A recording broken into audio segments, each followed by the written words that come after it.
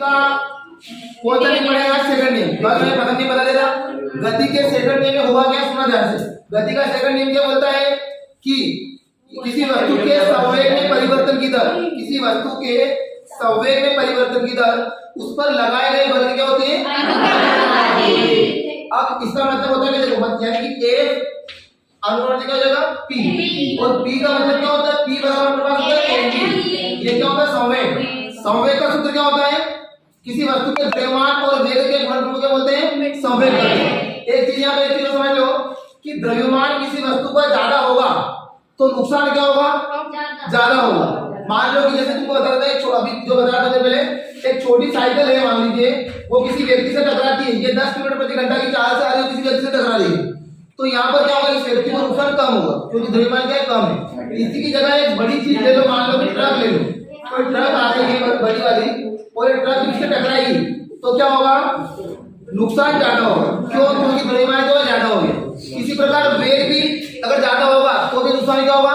ज्यादा होगा। तो यहाँ पर ये बोल रहा है कि देखो, किसी वस्तु के संवेग में परिवर्तन की दर लगाए गए बल क्या होती है? ठीक है, यानी जितना बल लगाएंगे उतना ही क्या होगा? समय उत्पन्न होगा, और जितना समय लगाएगा उतना ही क्या हो जाएगा? बल हो जाएगा। एक छोटा सा प्रैक्टिकल देखते हुए देखिएगा।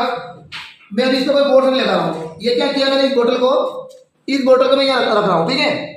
अब इस बोतल में यहाँ रखा, देखो मैंने इस पर कोई फोर्स नहीं लगाया, बस यहाँ से छोड़ रहा हूँ इसको। देखो मैंने यहाँ से छोड़ा, ये देखो ये टच हुई नहीं। अब क्योंकि मैंने क्या किया, इस पर कोई फोर्स नहीं लगाया। एक बार देख लीजिए, मैं इस पर कोई फोर्स नहीं लगा रहा हूँ, इसलिए समय के परिवर्तन कुछ नहीं हो रहा है। देखो टच हुई नहीं हुई। अब देखिएगा, अब मान लीजिए मैं क्या करता हूँ, किसी वस्तु पर लगाएगा बल।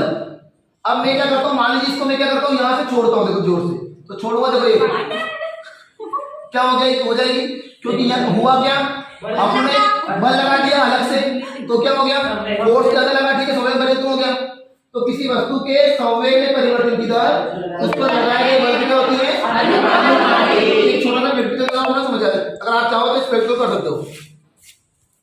चलिए, घनश्याम कर रहा है प्रैक्टिकल, देख। हाँ, स्टार्टिंग। ये देखो, कुछ हुआ? कुछ नहीं हुआ। और थोड़ा पास से, हल्का सा पास लेके, बिल्कुल पास में। हाँ बस यहाँ से, यहाँ छोड़ दे बस। ये इसका मतलब क्या है?